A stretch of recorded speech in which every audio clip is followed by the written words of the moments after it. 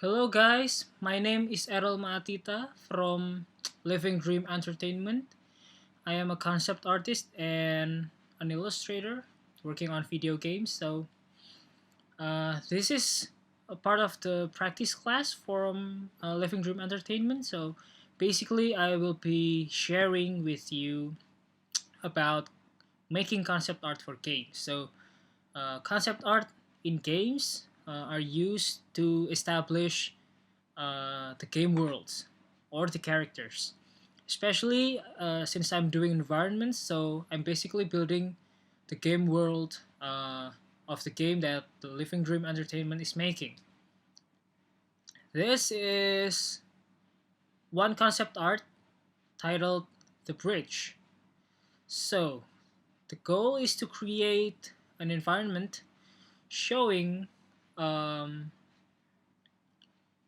a place that is set in within the game, and the player is supposed to discover how to get on top of a cliff since there's obviously an obstacle like the frozen river right here. I'm just gonna show it to you. This is finished, by the way. However, I'm gonna show you the process through the layered files. So this is the frozen river, this is the cliff, and a radio tower, a very old radio tower that is aged and uh, obviously has been taken by life, like the foliage right here, foliage here, right there. And I am going to take you briefly on how did I create this piece. Of course, this piece is started with a brief, right? With a brief that come from the company to make a certain environment set in a game. So this is the layered uh, process. Now I'm going to take you briefly, but in a step by step on how did I make this. All right, this this is the very rough thing before, but the first thing is that I do is I use this grayish blue something color to establish the mood, and then basically I made a sketch. Roughly, the sketch will be like this. Just a rough sketch, and it's supposed to be quite loose because you don't want to be too tight when making this because you want to change things, you know. You don't want to keep things too tight because it will constrain your ideas. So if you are working too tightly or too neatly in the beginning, I guess you can get too carried away with the details and so on. So you don't focus on the idea mainly. So basically, this is what I usually do, and everything I will be sharing here is based on my personal opinion. It's not an absolute truth. Everyone has their own workflows, but I will be sharing my workflows with you guys. This will look a bit different than the finished piece. However, I'm going to depict as close as I can just for showing you an overall idea on how I started this piece. Like that. There's a cliff, there's a waterfall, there's a river, frozen one, supposedly, and there's a foreground. So I continue by establishing local colors. So that's the colors. I wanted to make this set in a winter. Like it's cold. It's desaturate. Color is not vivid. Color is like muted or something. That's why I use references. I use a lot of reference and inspirations too. So here's the difference between reference and inspiration. Always take your reference from a real thing, like photographs or landscape, photo landscape, or real rocks, real grass, real snow. However, you can take your inspiration from other artists' work. Personally, I like several artists. I like Feng Zhu. I like the painterly ones like Jamie Jones, and then the classics like Frazetta, John Burke, and so on. Then I started rendering. Here are the layers. I am gonna reveal one by one. Hopefully I'm not gonna screw this up. Oh, that's the finished thing.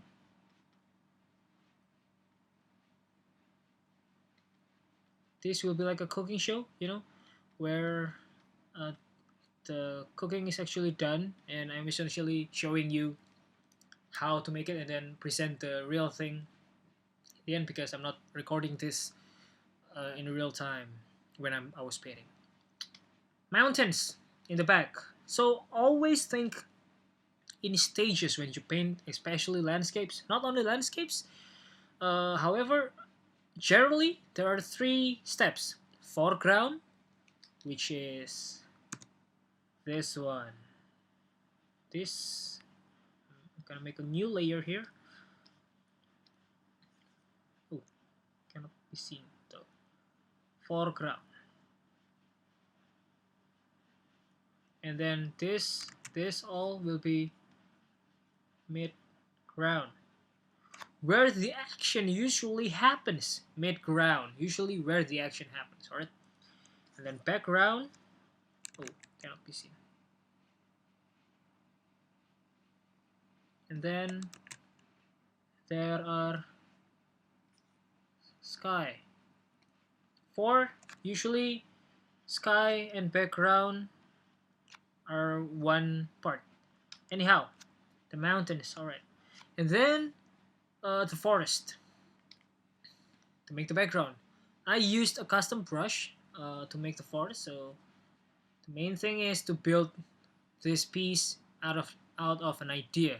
So the rendering, although it is important, but not that important. I can use custom brush. I can use photos. So many things to build this, but I picked a custom brush to make the like pine forest thing in the background. All right. I use some kind of texture to build the foreground. Then I started rendering. This is when the uh, time comes in. So yeah, rendering takes time. However, it is not the most difficult part. The most difficult part is determining the composition, the focal point, where the light comes from, how the mood is. Like in your painting, that's the most difficult thing. However, it can also be determined along the way. So just have fun when you paint, and don't forget about the deadline. Always mark your calendar on your deadline. Alright, so rendering, spend some time, make the rock looks like rock. More rendering, more trees to make the depth a little bit right there. And then I feel like this cliff lacks variation. It's like just slope goes down. I make something to disrupt the line. Oof, there's something around here. Alright. There's a shadow over there to show the distance. More rendering. Atmosphere right there. Atmosphere again. At this time, you can see the change are quite radical. Why? Because That's where the client comes in. When you show to your client or your art director, in this case, my art director said that I must change certain elements of the painting in order to match the brief precisely. So there you go. Uh, Certain changes are the uh, river is much bigger right now. So there's no river essentially, or just a small one in the back. Much bigger river. So it shows a great distance between this cliff and the river and the land over here, the ground. Then the focal point of this piece comes in radio, radio tower. Radio tower supposed to look bent, old, and it's like a few hundred years before, after our civilization, the setting of this piece. So it is not brand new. It is old, very old. It's like ancient or something in this piece. So it is covered in life. Foliage come in. I used custom brush, which I will include in the package afterwards. Uh, and then I add highlights to make it pop. And you see right now, it's kind of blending with the background. It's like dark, uh, too dark for the focal point. I add some highlights so it may pop out. Add some little details down there, of course, and then add some snow. So there you go. That is the finished piece for the concept. However, the art director also reminds me that there are some things that I need to change, which is the placing of the tower is not right. It is too centered, like so. It is too centered, and it may cause an image not to be so interesting because it is so usual, you know. Target is in the middle, and it's kind of empty here. It's kind of empty here.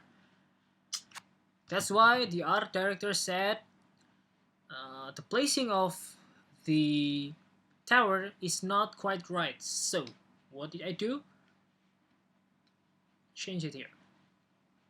If you have read about composition, I used the rule of thirds here. Rule of thirds is where you separate your canvas in more like so. Alright. The focal point usually placed within this, this, this, or this. Usually the focal points that is put within this intersection, the piece will it will result in a more interesting piece. Trust your art director. He knows what to do with the piece if you don't. Alright. And then I changed that. Also, I made the river looks reflective piece because it is frozen, right? It's icy and it is clear. It's not like a dirty river, so it's not will be less reflective. I made it a bit more reflective. That reflects the cliff a little bit. And that's how I made this piece. Furthermore, in the course, I will be covering topics on how to make this kind of piece effectively and efficiently. I will not talk too much about rendering. I will talk more about the thought process and the methods, which is a bit more technical. However, rendering is not that important, although it is important too. Don't get me wrong, rendering is very important, but in my opinion, as I see a lot of concept artists out there, the masters, they always master the fundamentals, the composition, the color, how the eye looks at things, and so on, the hierarchy of a piece. And that is what I would like to cover more about in my classes. I hope you can learn a lot in my class. Again, what I will be sharing is based on my personal opinion, and it is more than welcome. If you have your opinion, you can reach me here. I am gonna. Oh, it's a bit. Okay, alright. You can reach me here. Facebook. I'm active on Facebook and Instagram and Twitter sometimes. But on Facebook, find me in Erel Matita right there. And you can also uh, message me there directly, just in case if you want to talk to me or give feedbacks about the class or just be friends. I'm very, you're very welcome to talk to me other than in the class, of course. And then, yeah, I guess I will see you in the first class about composition. It is going to be very exciting. There, I hope you can learn so much about making environment concept art for games. Or you can just make uh, con- concept art or illustration, landscapes or something. Yeah. Thank you for joining the class, and I will see you next week or this week. Yeah. Bye bye.